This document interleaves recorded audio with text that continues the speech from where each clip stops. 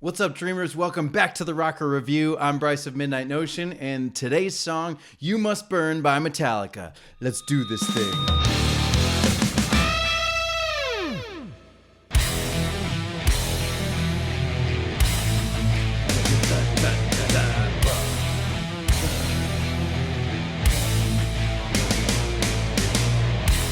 I love it.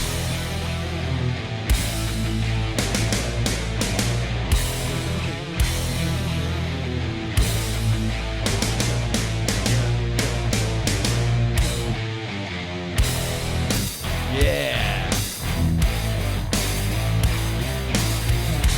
It's very Harvester of Sorrow.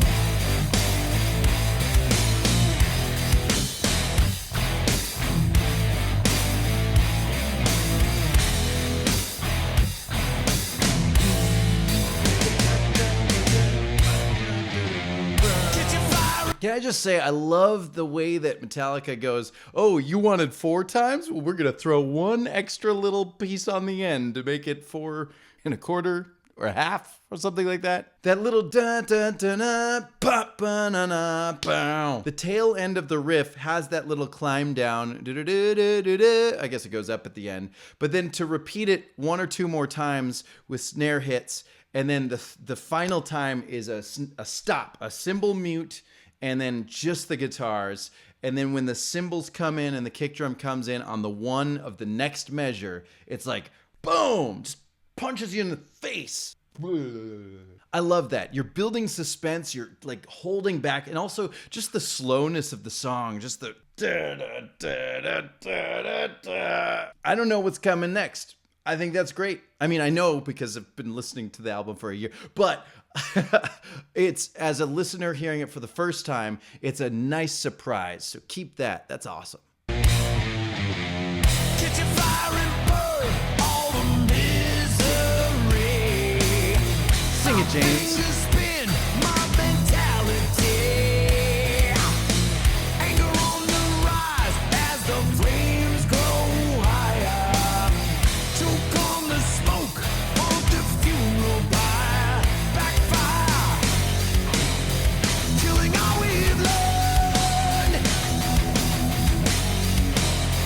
History will burn. Burn it, smile as it burns to the ground. The perfecter wants you around. Question yourself, you may learn. Who's the next witch? You must burn. You must burn.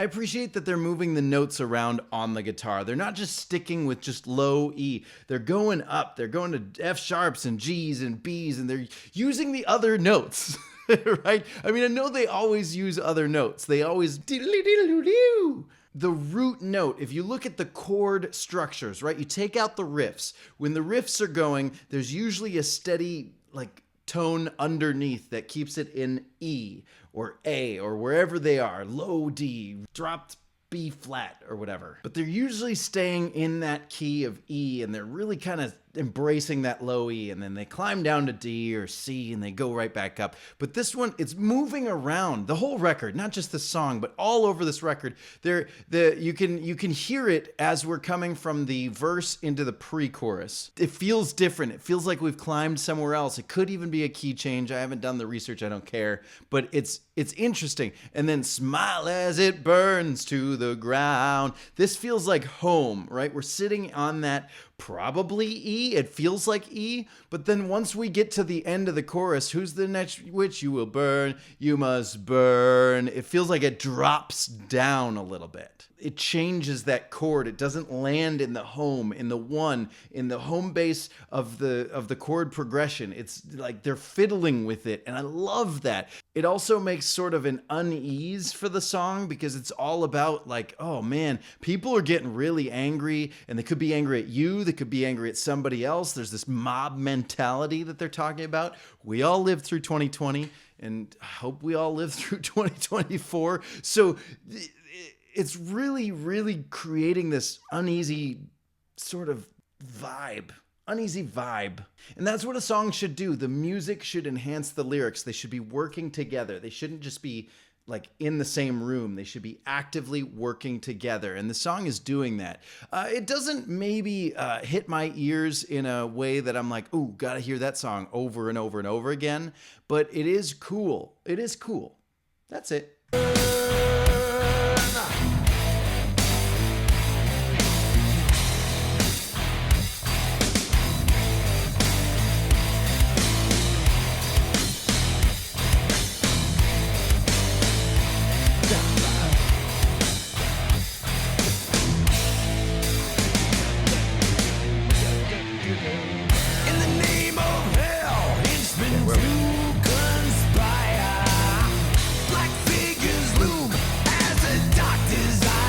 That's a weak lyric for me.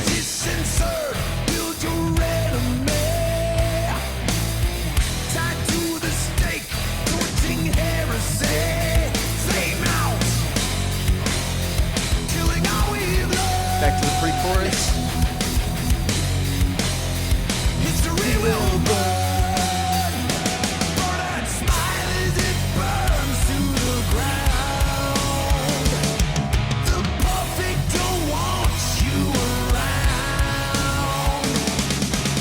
Triplets, yeah. Lars being Lars. Ooh, you're the witch. See, it falls down, right? It falls.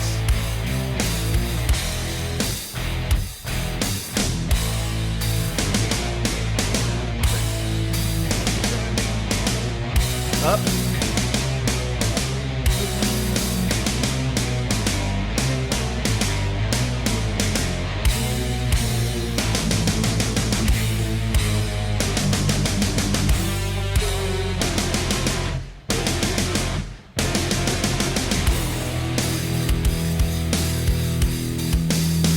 Okay, all right. Here's where I'm stopping it, because this is the moment in the song where, admittedly, it kind of lost me a little bit. I always talk about structure and flow and wanting to go through the song. I talk a lot about surprises and not knowing what's coming next and being excited by them.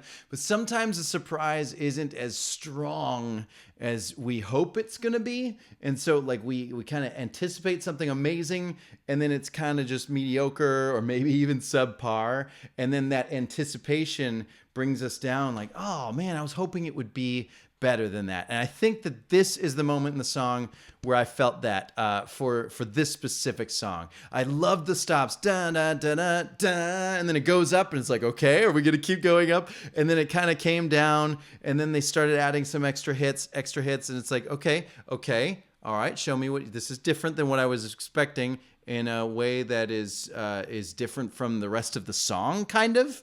And then it just sort of kind of kept adding things, and then I was like, where is the payoff? When are we going to get to the really good part? It just feels like there's a really big buildup and that we're about to go somewhere, and the payoff doesn't quite land because the payoff is just a held out note with a steady drum groove. I don't know how to articulate the difference between the surprise that's good and a surprise that's bad, but I think there's something about the slow energy of this song that it's just like you're building, you're festering, you're like really wanting to go somewhere big and strong and loud and, I don't know, fast, different.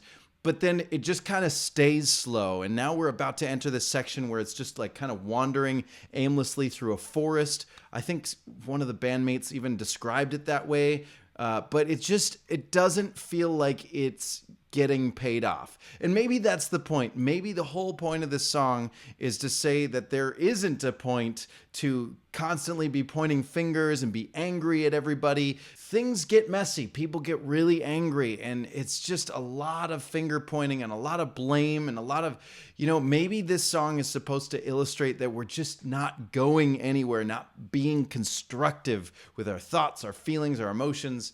And maybe we need to fix that. But in terms of listening to a song and wanting to like feel that reward of like, oh yeah, that's the moment I'm looking for. I don't feel like I'm getting it here. And this is the specific moment where I was like, I don't know if this is the song for me. So that gets a lower score in my book just for this transition. Let's go.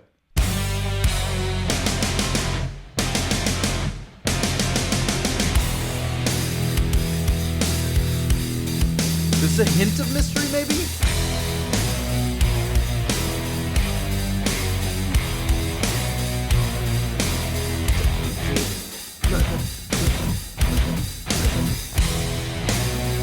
I mean, it's a cool riff on its own. It needs something else.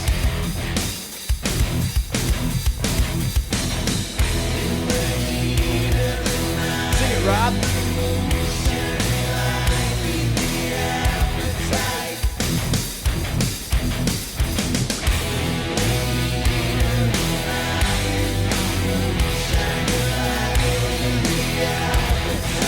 Very Alice in Chains.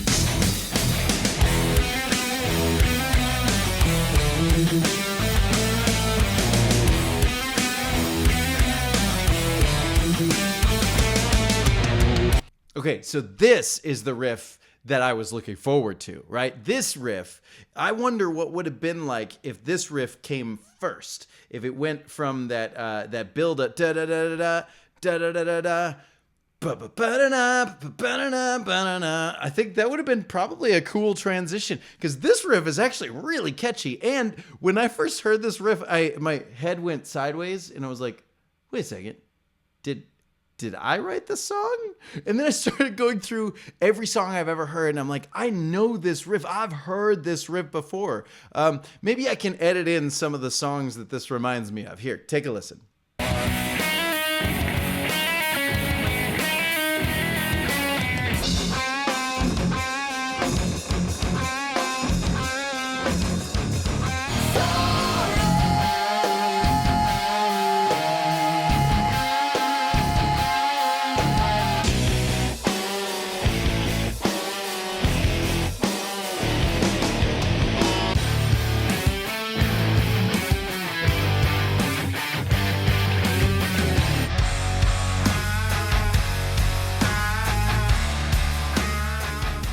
It's a fun lick. There's a reason why it sounds like so many different things and so many people have come up with it. It's really cool. You got that low chug, and then the higher diddy-doo. It's like a call and response thing. Obviously, Metallica's is a little bit different from those other ones.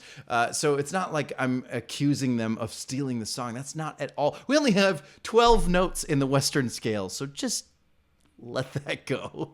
What I'm saying is I like this riff, and I would skip that whole transition from the second chorus to here so I could just get to this part because this is my favorite part of the song, I think.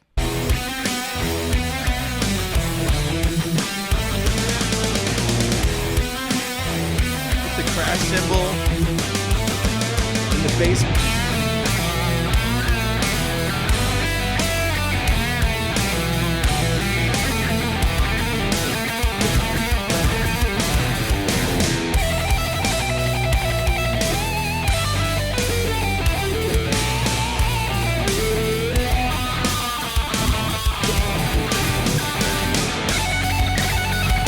Key change, sort of.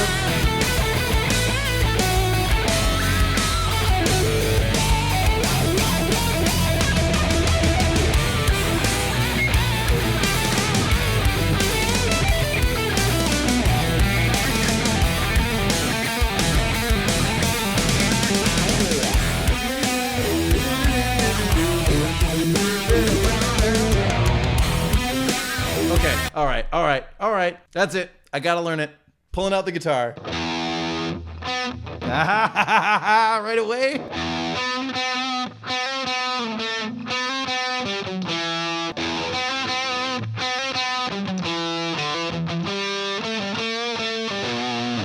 Knowing James, it's probably way over here. I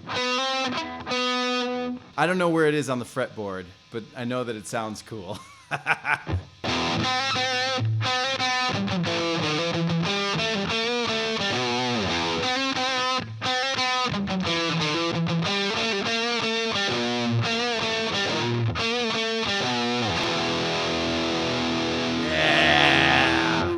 That's a cool riff.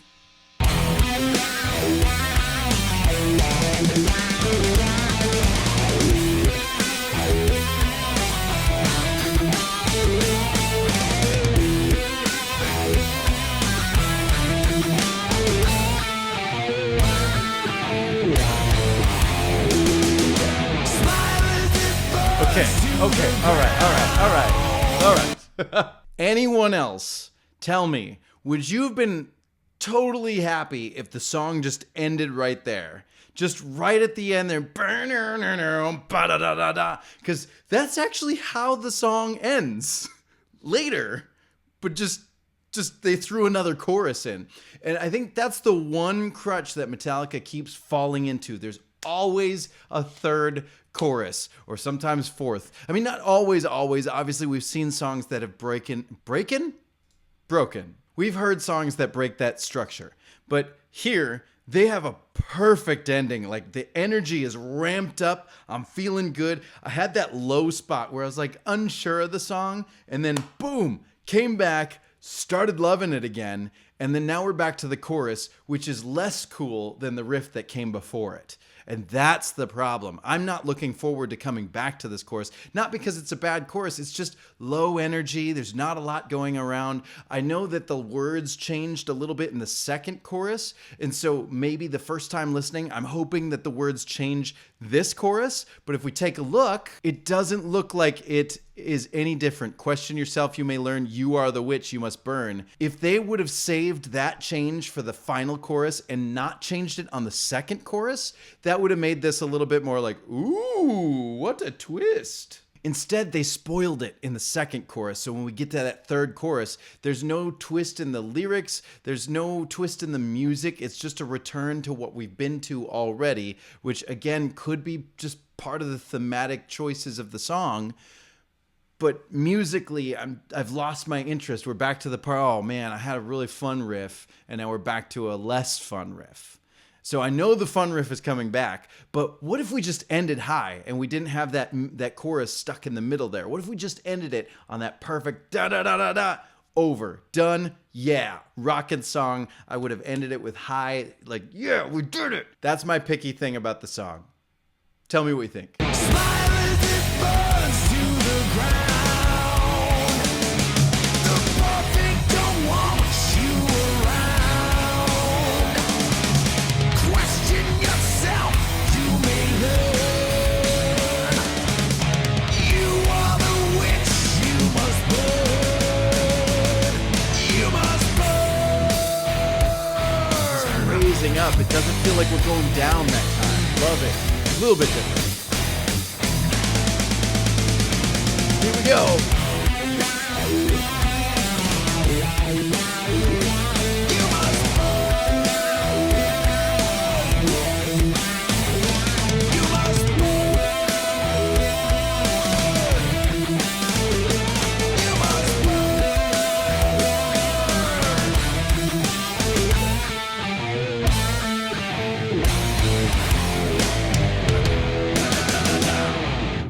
I got it wrong a little bit, but yeah, all right. You must burn. I've already said it in this video, and I hope I didn't edit it out. I'm still getting used to making these things again. It's been a little while for me, but this song didn't stand out to me as one of my favorites, which is perfectly fine because this record has so many favorites on it that it's okay to have a couple that are less good, I guess. And for me, that's the song. You Must Burn. It's fine enough. That one riff is so much fun, but the rest of the song sort of trudges along in a way that just doesn't really... I'm not going to grab for that song, right? I'm not going to reach for this and be like, you gotta hear this because this is the song. No, it's not this song. It's other songs from this record, right? So the knock on the song is that it's just kind of, it's there. It exists. But there's so much good around it on either side of the record that... maybe that's not a knock at all. Maybe that's just a sign of a really good record. I don't know. You tell me. But it looks like for the song, we've talked a little bit about the lyrics as we went. It's really just about, you guys, be nice. Go out there, be nice to someone. Because Man, we need it. We need more niceness in the world. Everybody's angry. We're programming ourselves to be angry. We're getting obsessed with scrolling on our phones, and the things that the algorithms feed us are designed to make us upset. You gotta take a break. You gotta get out. You gotta have some fun. Please, I beg of you, search for cute puppies on TikTok and then like about 100 of them, and then you'll get only puppy videos. That's it. Or do the same thing for comedians or whatever the thing is that you want to see in your social media. Search for it, like a bunch of them. That's what you'll get. The algorithm feeds you what you interact with most. So if you find yourself in a place like this song where you're just always surrounded by anger and pointing fingers, and we got to burn someone or something to the ground, please take a break. Please, please, please take a break. You deserve it. As always, I want to know what you think of the song. I want you to write in the comments how you feel. Did this song really stand out? Are you looking forward to this song more than some of the others? Let me know. Tell me what you love about the song. Of course, make sure to subscribe because there will be more videos. I'm just taking my time. I'm living my life, right? I'm taking care of me, right? Just like you should take care of you, I'm taking care of me. But there will be more at some point, right? No schedules. Get rid of the schedules. I'm just doing this because I love doing it. All right? And check out my music. Midnight Notion is available wherever you get your music online. But don't forget, at the end of the day, I love you and you rock. Take care.